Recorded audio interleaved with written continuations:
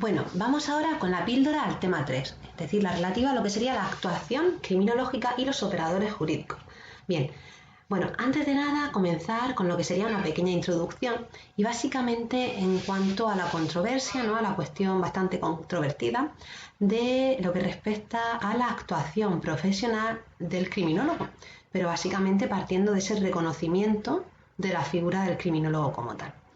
Es cierto que a lo largo de los años se ha cuestionado mucho precisamente el rol que pudiera tener el criminólogo, pero bueno, ello no deja de ser ápice para que efectivamente los operadores jurídicos y la actuación a ese nivel pues sí que requieran de esa especialización a los efectos de la toma de decisiones judiciales, ¿vale? Tal y como se ha visto a lo largo del tema. A este respecto, y tomando como referencia el estudio pues, realizado por Climent Durán, Garrido Genovés y Guardiola García en el año 2012, sí que es verdad pues, que se plantea, ¿vale?, a una serie de profesionales pues, cuál piensa que sería la labor del criminólogo en cuanto al auxilio a nivel judicial, ¿eh? Y qué podría esperarse de ellos y si sería buena esa aportación por parte de estos profesionales. Ellos hacen una división en 5 bloques en cuanto, bueno, pues a las necesidades que pudieran requerir, ¿no?, estos operadores jurídicos. Así pues, partiendo de lo que sería, en primer lugar, en alusión a las medidas cautelares, ellos establecen pues estas cuestiones. Dice, ¿cuál es el riesgo de que el sujeto cometa un nuevo delito si se dicta la libertad provisional? ¿Qué tipo de delito y de qué gravedad? ¿Vale? Pues esta cuestión, junto con la segunda, es de la que mayor porcentaje se obtiene a la hora de efectivamente requerir este profesional para el auxilio judicial. ¿Vale? Por ejemplo, nosotros sabemos que en la carrera y luego con distintas especializaciones hay una formación específica en cuanto pues, a esa valoración, ¿no?, del riesgo de reincidencias, esa valoración del riesgo, ¿vale?, más que la valoración de la peligrosidad. Ya sabemos que, bueno, pues son conceptos, la peligrosidad es un concepto que en este campo se entiende mucho más jurídico y con la valoración del riesgo nos vamos un poquito más a la operativización de esa variable. Pues efectivamente aquí un criminólogo pues sí que podría valorar esa posibilidad de reincidir del sujeto. En cualquier caso siempre hablamos de probabilidades, ¿vale?, porque al fin y al cabo pues nunca hay una respuesta 100% segura. Además de valorar o dar información acerca del tipo delictivo que pudiera ser más probable conforme a ese perfil delincuencial que ha manifestado el sujeto o precisamente conforme a ese historial delictivo, a la anamnesis que lo caracteriza, ¿vale? Y también la valoración del grado de severidad de los ilícitos conforme a ese estudio previo de esas características que efectivamente vienen a definir al sujeto y conforme al estudio de esas características que define el tipo de ilícito que previamente ya hubiera podido cometer.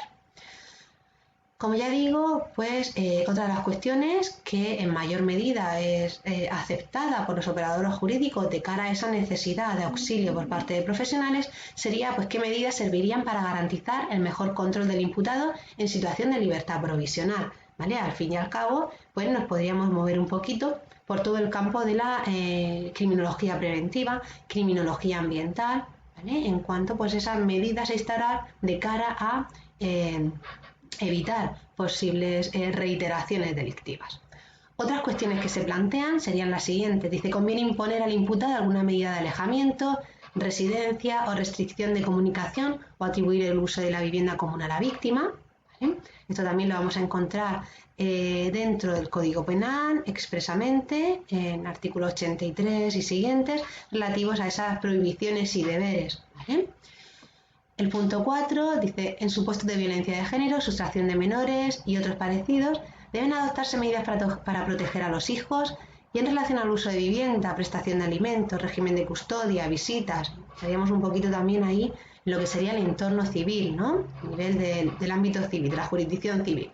¿Sería necesaria la retirada del pasaporte? Bueno, esto es un tema pues muy candente con muchas situaciones que a nivel mediático, bueno, pues nos reflejan los medios de comunicación, ¿no?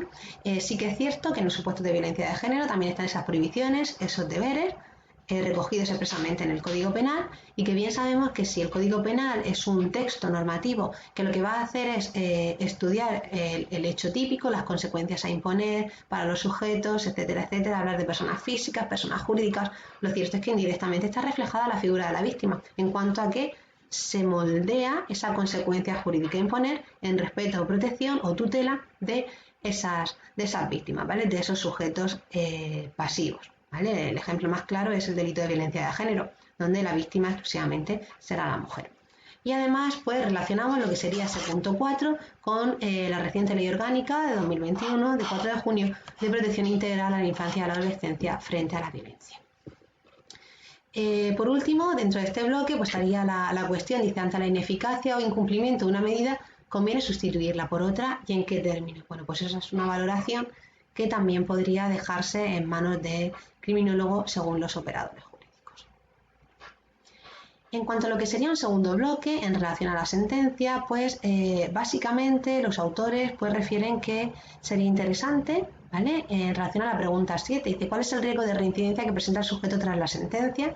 ¿De qué tipo de delito y de qué gravedad estaríamos hablando? ¿Vale? Comulgaría expresamente con la pregunta 1 y 2, pues ya mencionada, ¿vale? Esa valoración del riesgo de reincidencia, ¿vale? Aquí tenemos que tener en cuenta muchísimos factores, entre ellos también el apoyo externo que hay, ¿vale? Si hay apoyo externo, si hay lazos fuertes, ¿vale? Si hay, por ejemplo, trabajo en el exterior, pues bueno, esos son factores de protección de cara a esa reincidencia delictiva.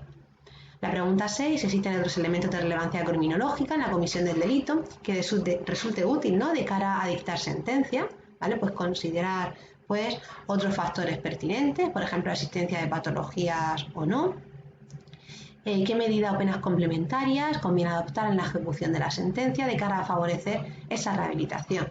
¿Vale? ¿Qué medidas complementarias pudieran darse? Por ejemplo, en este caso podríamos hablar de una suspensión y pues del estudio de la suspensión a estos niveles. Daños. ¿Qué elementos en la interacción agresor-víctima, en las relaciones entre las partes y de la comisión del delito pueden ser relevantes para entender plenamente los efectos y perjuicios del delito en la víctima? ¿Vale? Esto es muy interesante, sobre todo a nivel de fallecimiento de la víctima, cuando es necesaria realizar la autopsia psicológica y valorar un poquito pues, si hubo grado, si había relación previa entre las partes, o cuando no hay fallecimiento de la víctima, pues valorar los elementos de interacción entre las partes, principalmente que hayan podido pues, desencadenar en la comisión de ese delito. Y 10. ¿Qué posibilidad de actuación existe para ayudar a la víctima a superar el daño causado por el delito? Aquí, bueno, pues dependiendo de la tipología delictiva, si por ejemplo hablamos de violencia de género, podemos ir al sistema Biogen. Luego también tenemos que tener muy en cuenta lo que sería el Estatuto de la Víctima del Delito, ¿vale? De la Ley 4/2015, en cuanto a la protección general para cualquier víctima del delito, con independencia de la tipología delictiva de la que sea parte, ¿vale? Y con independencia también de la normativa específica, por ejemplo, en relación con víctimas del terrorismo, ¿vale? Del año 2011, ¿vale? Tenemos que manejar lo que sería propiamente la ley víctima. Y ya finalmente los últimos dos bloques, que serían los relativos a las penas y a la ejecución. De estos dos bloques, el que más se valora necesaria la figura del criminólogo sería en el último de ellos, en cuanto a la pregunta 13 y 14, de si sería conveniente la suspensión de la pena de prisión impuesta por el juzgador y en qué caso pues habría que atender a esas obligaciones, esas prohibiciones y deberes del artículo 83. Igualmente, pues sí sería conveniente la sustitución de la pena de prisión, ¿vale? En el caso juzgado, ¿vale? Aplicar esa suspensión.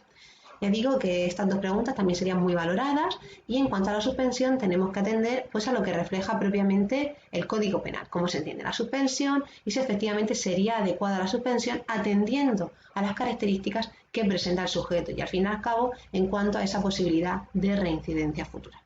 Aquí además es muy importante pues analizar específicamente las características del reo.